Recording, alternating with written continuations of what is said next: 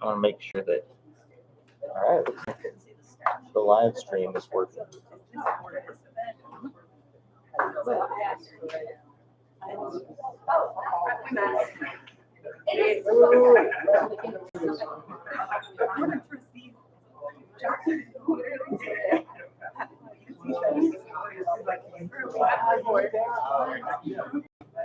This is a fun, not like yeah.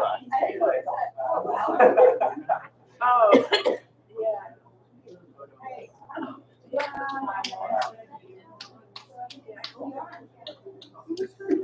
Yeah. We were watching by other students.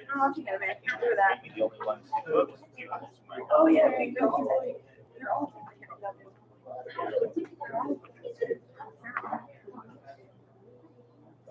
I'm not thinking it's really healthy. I just watch it like sometimes. See, that's like I enjoy it. Like how movies happen. I'm not sick of it.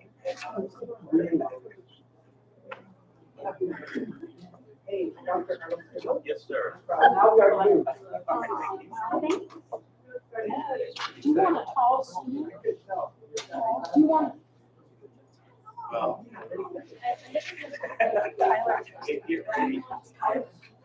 Oh, I can stand here. Do you have? Yeah, maybe a tall suit is a good for over here. Oh.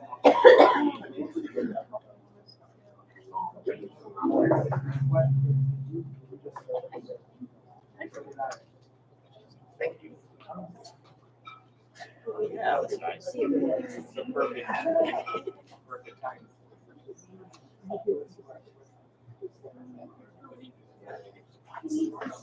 Elevated now it feels.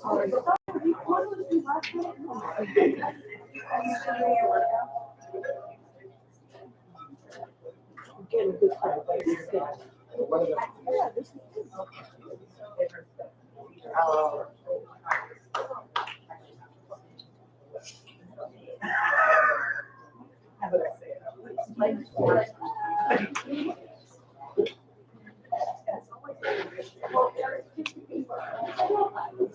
Yeah.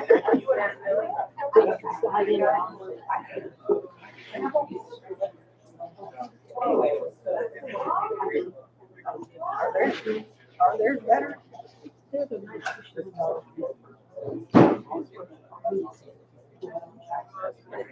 So I'm gonna let you deal with this.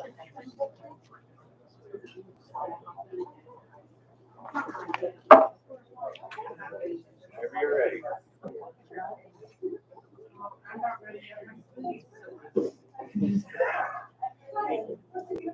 Feel free to get up and try not to. Yeah. Hello,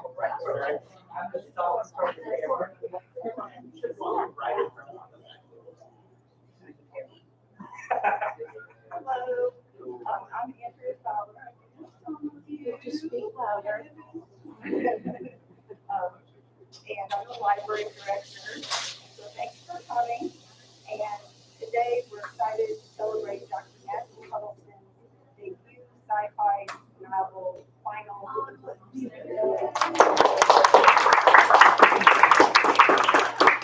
Before we hear from Dr. Huddleston himself, let me share a bit about him. I actually didn't know some of this. Born in North Carolina, Dr. Huddleston spent much of his childhood in a small jungle village in what is now the Democratic Republic of Congo. While there, he witnessed his father's work as a linguist, developing a writing system for the language of the Mali people. This unique early experience sparked his curiosity and shaped his view of the world.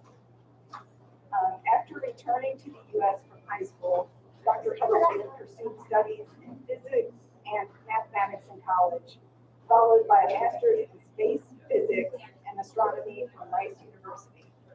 He went on to complete his PhD in physics at Vanderbilt University, and he is in his 17th year of teaching here at Trevecca. So he's obviously very smart. The topics of his classroom lectures often become inspirations for stories, and he believes that the science of the real world contains more wonder wonder and mystery than anything that could have been meant as an offering. Dr. Huddleston continues to engage in magnetic.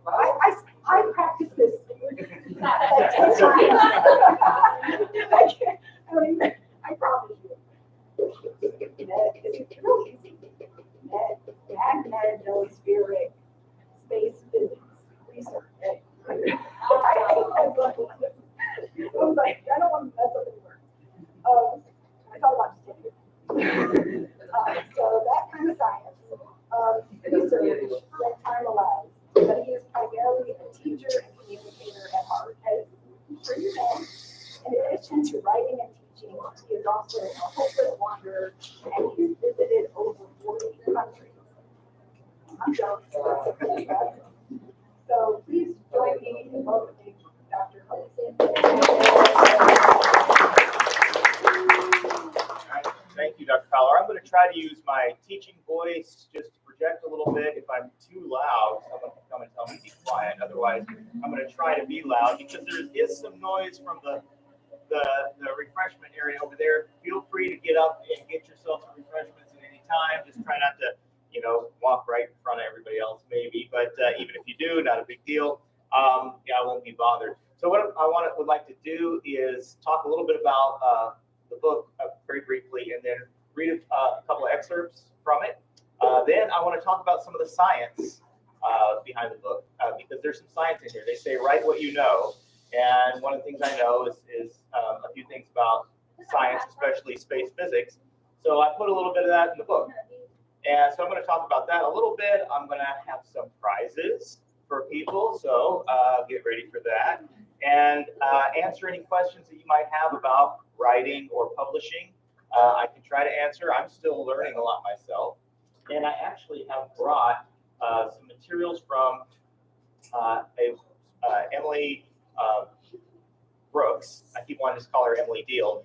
She is the daughter of Dee Deal here, but she is taught as an adjunct professor. I'm not teaching this semester, but she gave me some stuff on her book that she just published called Write Anyway, in a podcast and other resources that she has on helping people write and get unstuck when they're trying to write. So I encourage you to look at her stuff as well.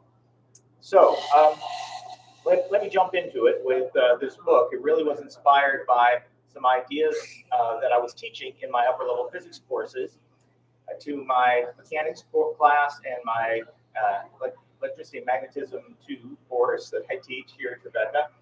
And I realized that if you take certain ideas and put them together, there was a perfect recipe for an apocalyptic disaster on the planet Earth. And I thought, okay, I've got to write a story about this. So I'll read the back of the book for you. It says, how do you conquer a planet? Take away the sun. It's easier than you think.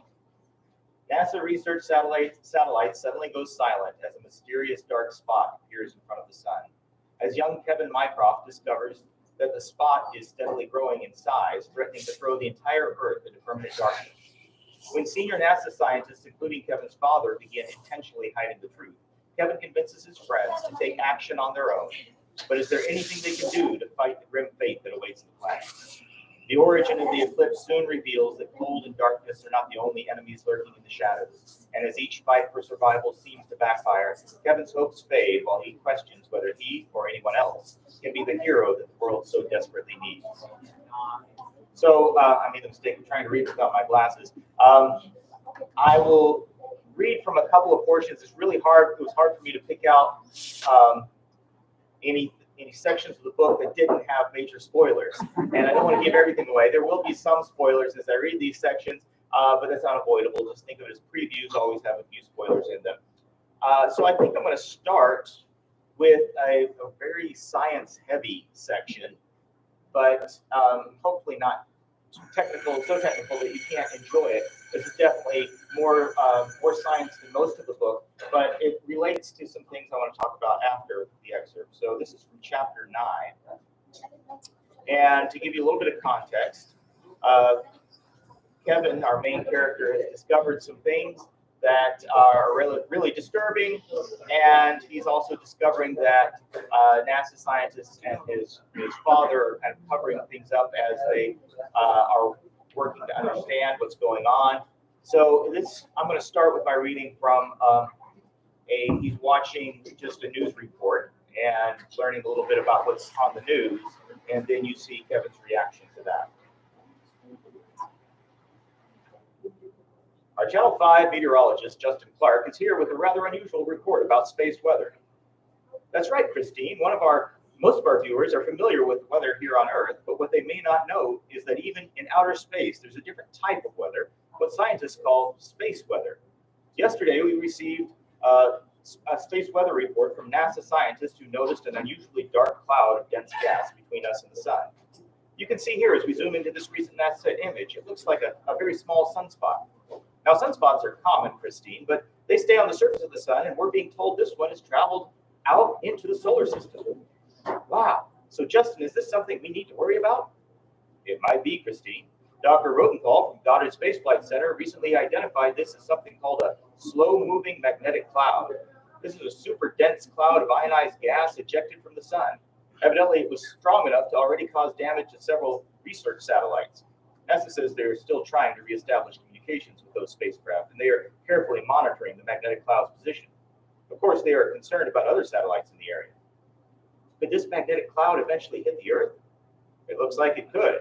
And if it does impact the Earth, there is a potential for damage to power stations and other infrastructure. Here with us in the studio to tell us more about the magnetic cloud and the potential damage they can cause is Dr. Samuel Hines, head of the Green Bank Observatory in Green Bank, West Virginia. Kevin threw down the remote in disgust. It was clear that NASA was purposely feeding the public lies, and he knew his father had to be in on it.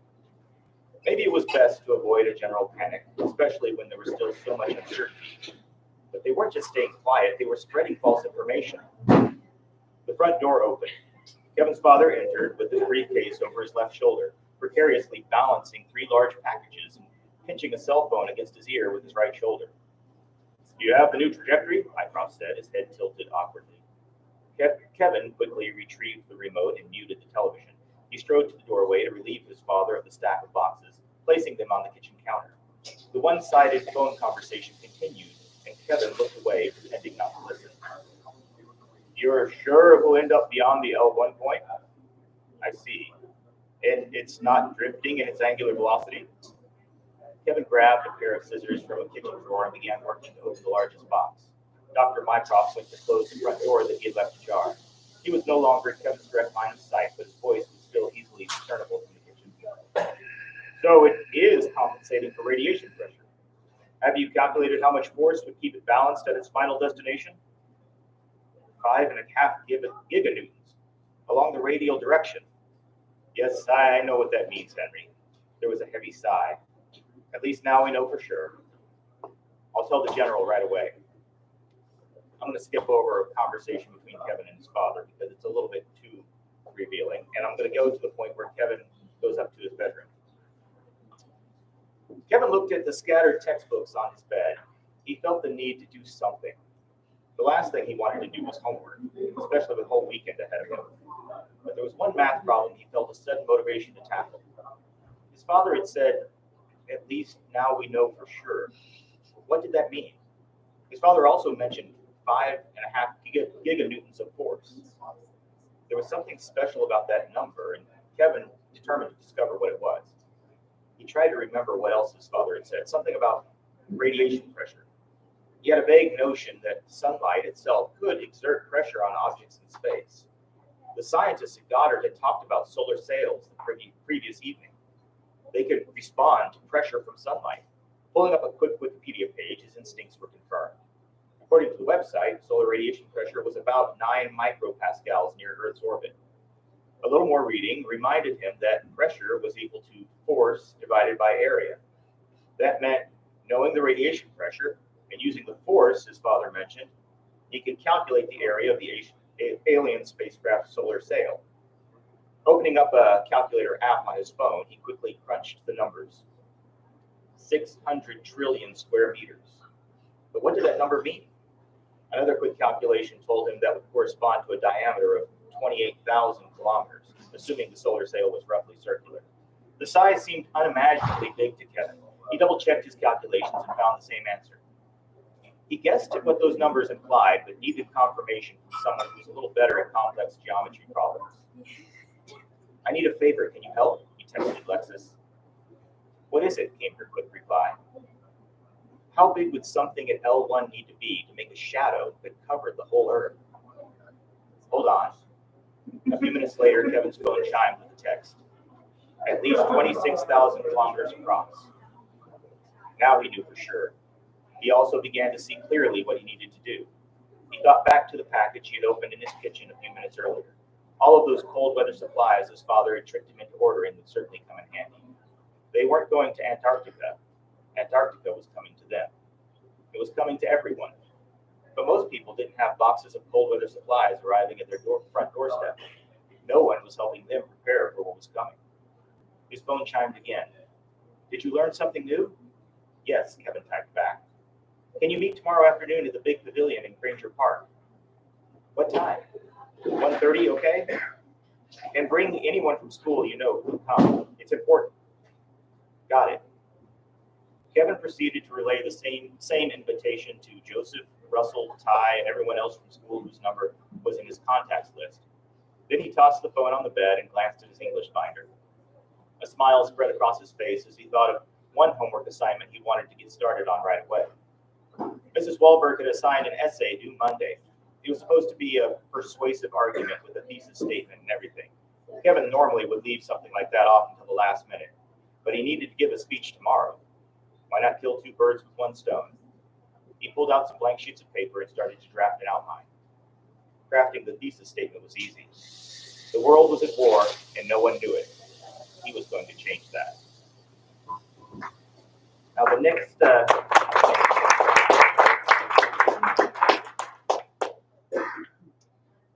I think I'm going to skip way ahead to chapter 23. And this little segment, at this point, the Earth has gotten quite cold.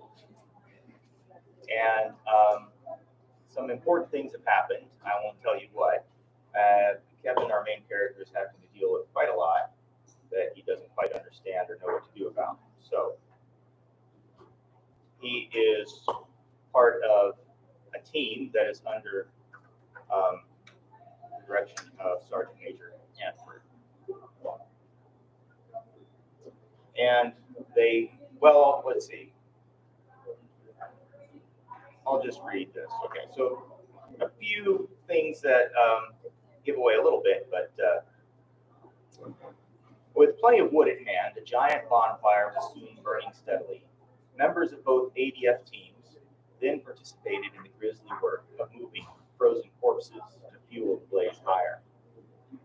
As far as the dead subjects were concerned, Ellison and his team gathered DNA samples and even performed a few quick autopsies before he cleared all of their bodies for cremation. But eventually, the marks of death throughout the base were removed and turned to ash. Despite the morbid purpose of the fire, there was something uplifting in its glow, and when the bulk of their task was done, a few team members had the idea to light a second, smaller fire at a distance that minimized the odor of burning flesh. Around this bonfire, they sat and shared bottles of gin and scotch, and that masked the odors wafting from the cremation site. The mood gradually shifted from grim, tense silence to relaxed and jovial conversation. But Kevin didn't know what to feel. The gruesome work they had just finished was now juxtaposed in his mind with the cheery glow of the evening campfire he was seated around. Or was it a morning campfire? He had lost track of time. And of course, unless the skies were perfectly clear, you couldn't tell anymore. Something Sergeant Major Hanford had said to Dr. Clark kept nagging at Kevin's mind, a mind already confused by a mix of guilt and pride after being officially commended for killing the tortured Enrique. It seemed inappropriate to ask this of his commanding officer, but he had to know. Sir, do you actually believe in God? Hanford sat motionless, staring at the fire. Kevin wasn't sure the man heard him, but eventually he took another sip of whiskey and replied in a grizzled voice, Absolutely. It must be hard these days. Kevin looked down, or Hanford looked down at his tin cup and mumbled in an even cadence as if quoting something. Malt does more than milking can to justify God's ways to man. Then he sat up and took a deep breath, his trance broken. Oh, it don't get any harder or easier. It's simply a choice you got to make. I chose to believe a long time ago. It's done. I can't go back now. The simple logic was terribly unsatisfying to Kevin. He pressed further. But, sir, are there any reasons, any evidence? Hanford smiled at the fire. More reasons than you can possibly imagine. Kevin, disappointed by the man's confidence, shook his head. You sound so sure. Hanford shrugged. I have to admit, there are days when I can't see him nowhere, and I don't know if anything's true, and I start wondering if the road I chose is just a dead end. The choice has been made, son. Nothing I can do about that. After what's happened, I just don't understand how. Kevin trailed off. Hanford might be brilliant on the battlefield, but his theology had much to be desired. I know it's a tough day, the older man said in an uncharacteristically gentle tone. For some reason, that triggered Kevin's anger to finally surface, and he abandoned any deference towards his superior. A tough day? You mean a tough year? If there's a God, he's been on vacation for a while. The officer countered Kevin's disrespectful tone with a laugh. Son, I hate to be the one to tell you, but you go looking for God and miracles and happy endings and warm fuzzies, you ain't finding nothing. So where do you find God? Kevin demanded. Gazing up at the inky sky, Hanford replied, you want to find God? Go look for people who do what people don't do. Kevin eyed the officer's flask, wondering just how powerful its contents were. Indifferent to Kevin's confusion, Hanford continued, his southern drawl becoming more pronounced. Look here, Booth, let me ask you something. Same thing I used to ask all my newbie recruits. You willing to lay down your life? You willing to sacrifice yourself? Yeah, I am, Kevin shot back. This time the older man's laugh was loud and harsh. Almost sounds like you believe that. It's true, Kevin insisted. I may have trouble believing in God, but I know there are things more important than just my own survival. I believe that there's a greater cause, something worth dying for. I'm willing to make the sacrifice. Kevin scoffed at Kevin's earnestness and quickly replied, no, you're not. Kevin shrank back as the flickering firelight illuminated a wrinkled finger pointing directly at him. Oh, sure, you're willing to die so you'll be the hero. You're willing to sacrifice yourself to save your friends or your family or your cause, what you think is right, good, just. He laughed again and almost shouted, big deal. That's what people do. Then lowering his voice, his eyes narrowed. Real sacrifice is different. It ain't about what you want. You never know if it's going to make a difference, if it'll mean anything. Heck, you may not even know what it's for. It might seem pointless or stupid. Well, what if it is pointless and stupid?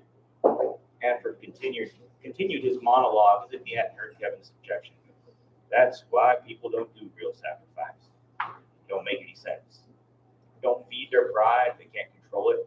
It just ain't natural. Real sacrifice happens when you follow because of who you're following. Who knows where you're going to end up? It may feel right, it may feel wrong. That don't really matter. You just know who it is that's leading the way. Son, when you see real sacrifice, you're looking at the face of God Almighty. And I tell you, it ain't going to look like heroes and happy endings. Other members of the team were starting to stare. Hanford leaned in closely to Kevin and concluded softly. But son, your eyes are open. It'll look glorious. You'll know it when you see it. Sure. Pulling his parka tightly around himself, Hanford stood up and walked into the darkness. Sergei came and took the sergeant major's place around the fire, attempting to continue the conversation with Kevin. That kind of makes you wonder if, Kevin interrupted his friend through clenched teeth. Yeah, it makes you wonder if everyone on this ice planet has finally gone crazy. He rose and plodded back towards the Lamarck base entrance, indifferent to the gently falling ash.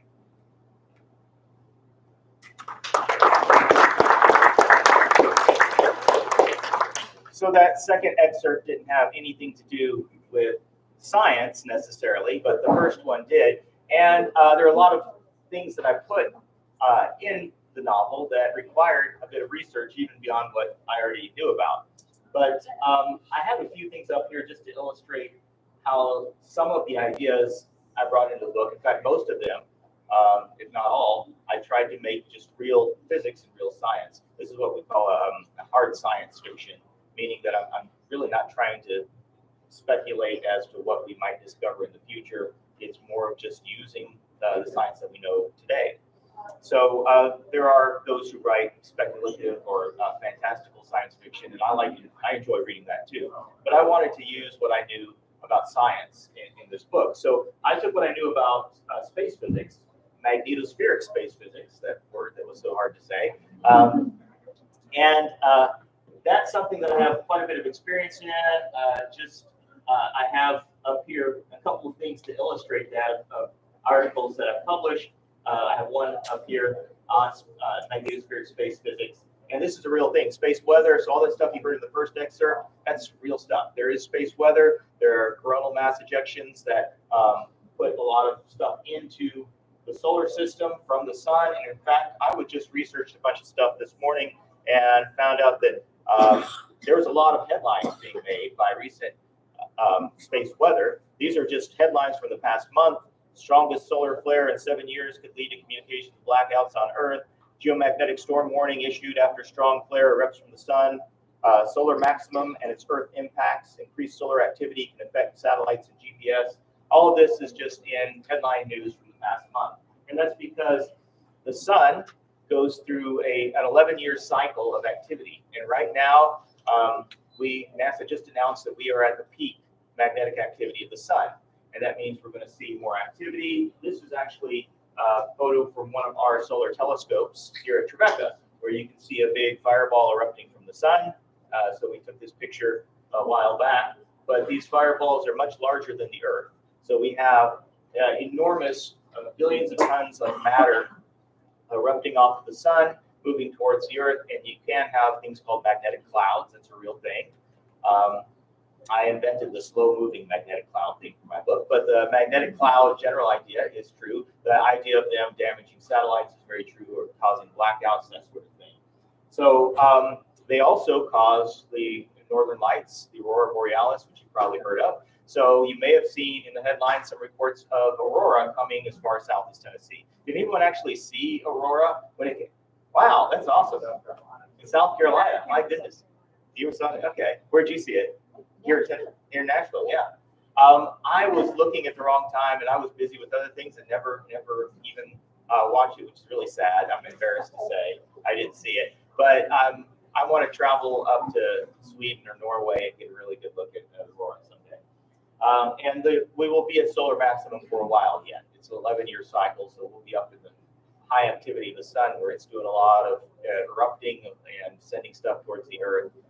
Good news is that we have an atmosphere that blocks most of that radiation from ever reaching the Earth, and so it's mostly stuff out in space that's affected by space weather. Now, another idea that I use in the book that you heard talked about is solar sails, the idea of radiation pressure, and that's a real thing. We have actually put satellites out in space that rely on radiation pressure to push them along, and that's something that was kind of discovered about 100 years ago with the advent of quantum mechanics, that light itself can exert pressure. So I use that in the book. I use the idea of there's a certain special orbit called the Lagrange point. It's actually several Lagrange points, but the first Lagrange point is a place in between the Earth and the sun, where if we put satellites there, it's about 1 million miles from us. If we put satellites there, it will orbit the sun at exactly the same rate that the Earth does. And so we have lots of satellites that will actually monitor the sun. In fact, some of these pictures are from satellites we have at that Lagrange point that can catch anything going from the sun towards the Earth, and they constantly are there at that balancing point, where they're always between the sun and the Earth. This is one of the solutions to the three-body problem, which you may have heard of. So three-body problem is, I think there's a Netflix series called The Three-Body Problem. There's a sci-fi novel called that, and it's all about this gravitational interaction of three objects, and that's what gives you the Lagrange point. So it's kind of connected to that science. All right, so now it's time for prizes, which you've all been waiting for. And I'm tempted to ask a lot of science questions, but instead, I'm going to ask more author or science fiction type questions. So first of all, can anyone tell me who wrote this book that was later recently written a few years ago? It turned into a movie and called The Martian. Anyone know who wrote The Martian? All right, yes. Andy Weir. Andy Weir, very good. And I bring up Andy Weir because he's a great example of hard science fiction. In fact, some of the readers who read my book said that this is kind of like a YA version of Andy Weir, is what they thought. So he is one that I've enjoyed reading because he uses real science in his books. So the prize, you get a free ebook and something to put you to sleep at night, a copy of my PhD research on magnetospheric physics. There you go.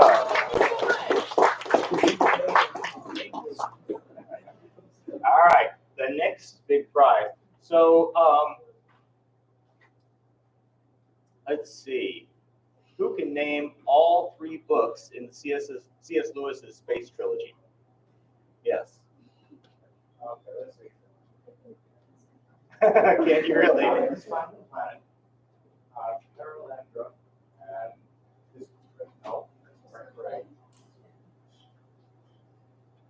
right. The 3, 2. Okay, I'm gonna let Christopher try. Almost. Okay, well that wasn't really good. Now, if I didn't know. Well, I didn't know the first. I didn't decide on plan. All right, I trust you. Okay, so you get a free ebook and a T-shirt. What size? Small, medium, or large? Medium. Okay. Medium right here. Hey, I went all out. Final Eclipse. And then on the back it says, "How do you conquer a planet? Take away the sun. It's easier than you think." So there you go. All right. One final question. This may be harder for some of you. If you're older people, maybe not so much. What science fiction author is famous for using in his novels 3 laws of robotics? All right. I saw a Jake there in the back. Yes. What's his first name? Very good. Okay, so you get it. All right. So you get a free ebook and a handy dandy Final Eclipse mug. All right, well done. All right. So,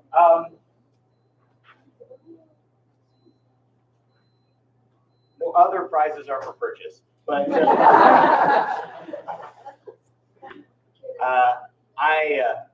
I may have some other giveaways in the future, so who knows? Stay tuned. But I am working on, just to let you know, it says up the top, Shadow of Winter, Book 1. This is the first in the series, so you will just be maybe slightly disappointed at the end when you realize not everything is resolved, but that's why you have to, buy the second book, which will be coming out next year, hopefully. So I'm working on it. I'm writing it. It's a lot of fun.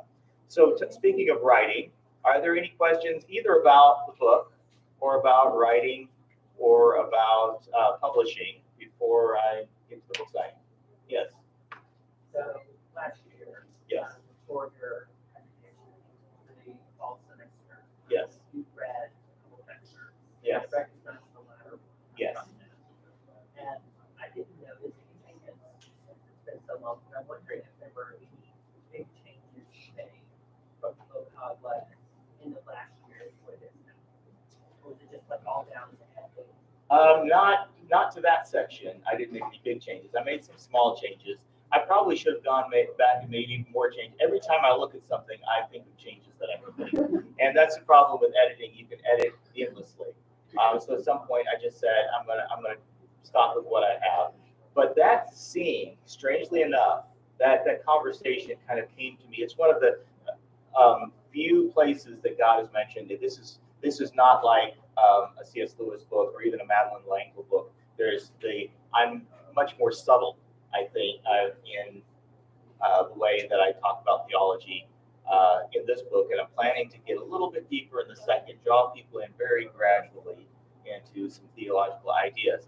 But that's probably the heaviest theological conversation in the book, and I had that in mind very early on with the concept of the book. I thought, okay, somewhere down the line, a later chapter, I need this conversation, and I wrote out the basics of that conversation very early in the book writing process. And I had to write a bunch of chapters until I got to the point where I then perfected that scene. Well, not perfect, but it's better. Bettered that scene until it came to essentially what you heard the first time. I really haven't changed it much since then. It's a good question. Other questions? Yes. I wondered, obviously, your scientific expertise, your professional expertise went into informing this book. I'm curious if there's anything, any characters in the books or any themes in the book that you connect with other parts of your life experience that come out of experiences you had in your life, travel or. Yeah, with travel, definitely. Yeah. So I have used I wanted this to be a book that felt global in its scope. And so I wanted things to happen at lots of different locations.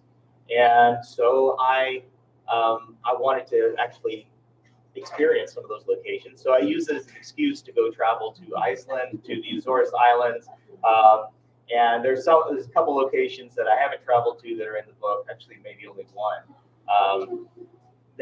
But in addition to the locations, there's also people I want to draw from other places. So I have a character from who's Scandinavian, a character who is Belgian, a character who is you heard the southern character Hanford. There's a character who is Russian, and so I'm trying to and a character from South Africa, and so I'm trying to draw in some kind of a global feel through the characters and not just the locations. And so, and from the traveling that I've done myself, it's helped me in crafting the places and the characters a little bit. Other questions about the book, right? Yes. Was there any part of your writing book that you did realize how you wanted to write it? Oh yeah, lots of times. And one of the things, so the question was, is there any part of the book where I wasn't sure what I wanted to happen next? I had to come back to it. My writing process is a little bit different than a lot of people's, where I kind of layer things down. I have a general outline with a lot of things to fill in, and I kind of bounce around. Usually when I start to get into details, I go progressively chapter by chapter, but I'm also jumping around, sometimes filling in a little bit of detail here, a little bit of detail there. But I'm often thinking about, okay, I need to get characters from here to here, or I need them to solve this particular problem.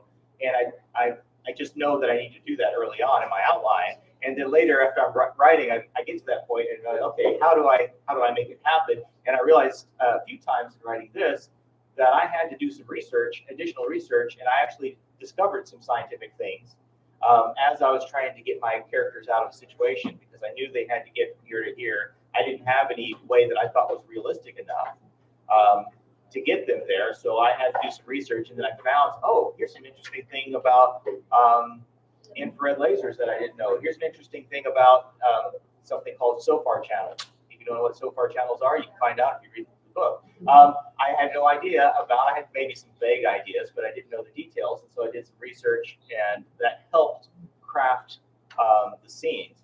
And I tried not to get real heavy into the science, but just enough to kind of get my characters and the story along. But yeah, good question. Other questions? Yes.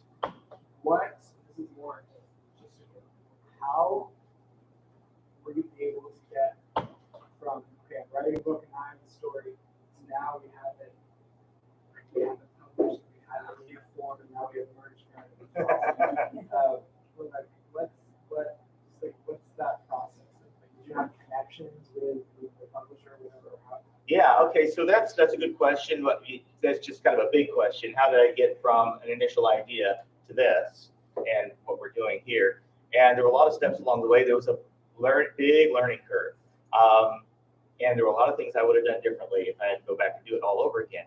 the first and most important thing for me personally was joining a writing group. In fact, there are a few people from my writing group here. I won't point them out, but they were the ones who got me from talking about this story and thinking about this story and occasionally making notes about this story to actually writing it. And once you join a writing group, and it's not just the accountability, but it's also the feedback that's really helpful. So as you write a section and you get feedback, it makes you a better writer. That's what I found for myself. So that's the first thing. And then once I was part of a writing group, I was able to make steady progress to get to the end of the book. And then I had a draft. And then it was all about, okay, what do I do now? I sent out queries. And some of those queries, I got nothing back. I heard nothing back from the agents or publishers that I queried. One of them, they came back right away with, oh, I love this idea if you change it completely. And I didn't want to change it completely. And then two others came back, but kind of their response was very slow, and I was impatient. So I decided to go with self-publishing, which requires some investment. And actually, just about anything is going to require some investment. If you want to be an author, you have to have a little bit of money set aside to invest, unless you just want to have the book on a shelf where nobody sees it. So I invested a little bit in self-publishing to basically create this, but I then heard back from an actual publisher after I'd done that saying, I would love to publish your book. And then I talked to them on the phone and they said, well, it really wouldn't make sense now because of what you've invested. And so maybe when you have the sequel, we'll talk again. But so I can say I turned down a publisher to self-publish, sort of. And then long after that, actually it was only a few weeks ago, I heard from another person saying, it's a great book, but it's not the type of story we're interested in. So yeah, it takes a lot of times you get a lot of rejections or a lot of silence if you're trying to get a response from an agent or a publisher. So one of the best things to do, besides just throwing a whole lot of queries out there and hoping you get a response somewhere, is there are conferences, book conferences that will meet in so many of them in Nashville. There was just a festival this last weekend, a book festival, but there was a writing conference in the spring here in Nashville that I went to, and that allows you to network with people. Sometimes you can get in front of agents or publishers, and you can pitch your book to them. So I did 3 pitches at a conference in the spring, and that was a lot of fun, and it was a great experience. That was part of getting to this point. But the merch was a little bit of investment. I'm not making a big website where I'm selling this. I'm just that's for fun and for events like this. I want to keep doing events like this at other locations, maybe at bookstores and things like that. You just have to do a lot of hard work. I'm still learning a lot of what it makes for a good, successful book. So, other questions? Yeah. In the letter, were Yes. there any details you saw that have changed how you are preparing or currently working on your next book? Not that I really didn't get that much specific feedback. That's a good question. You asked if the feedback I got from my queries is changing the way I'm writing. Not really. I'm really the way I'm writing is changing primarily from the feedback I'm getting from readers, the feedback I'm getting from my writing group. And there was one response with a little bit more detail, but I could tell that this agent really was interested in a type of book that I did not want to write. And so that's going to happen. And you don't want to, I don't think it's a great idea to try to write a book to the marketplace to, fit what everybody wants, because you're going to be behind if you try to do that. Next year, they're going to want something else, and then your book's not going to be selling. And generally, it doesn't make for good writing either. So I try to do quality writing as quality as I can. And I use the input from readers primarily. And so if you read this book, the thing that I would covet the most from you is a review on Amazon or some sort of feedback. I have a Substack blog going too that I'm very occasionally putting stuff up there to kind of update people on events and progress on the sequel and things like that. A good author is keeping track of all these sorts of things. The real successful authors have newsletters, they have web pages, they have social media, they have all sorts of stuff. I'm trying to do a little bit of those things here and there. I'm not great at marketing. That's not my main skill is teaching physics. And I'm not really a marketer, so we'll see how this goes. But I do know that reviews on Amazon and places like that are really helpful. So if you think about it, write a review or send me feedback in an email. So yeah, other questions? Yeah. So I know that every story requires world building. Yes. To some degree. So do you have any tips for how to avoid like text block style dumps, especially since you have to worry about one specific complicated information? Yeah, okay, text blocks and info dumps when you're world building. That's really tricky. It's helpful to do that through interactions of characters as much as possible. Your world building. This book, it was easy for me because I'm essentially using the world we're in for the most part. Now, in the sequel, there's going to be more, as we go along, things change enough that I am really world building as I go along. And especially in the sequel, there's going to be more sequels. There's going to be more of that. But if you're writing a fantasy book or a more speculative science fiction work, yeah, it's going to require some world building. If you're saying, 2,000 years into the future, that's where we start. And interaction of characters is a great way to get things across. There are ways to kind of do it in small chunks so you don't overwhelm the reader. But it's something that I think you want to try something and get some feedback on and see if it's working. So that's what I would recommend for that. Try an idea. Sometimes authors could get away with 3 or 4 paragraphs worth of stuff. I've been surprised at times when I've done that. I will sometimes get feedback of, oh, this is really, really interesting. I'm fascinated by all this stuff works and everything. Like, okay, some people might get bogged down in that, but I realize that that's not always a bad thing to include that information. Anything else? If not, and you can always ask more questions if you want to. Most of you know where to find me. But I'm going to be over here signing books if you want a book signed. Thank you so much.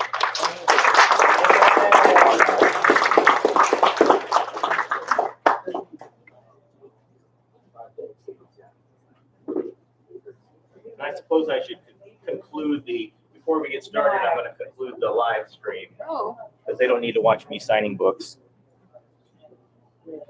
How are you accepting payment for books? Well, I've got Ben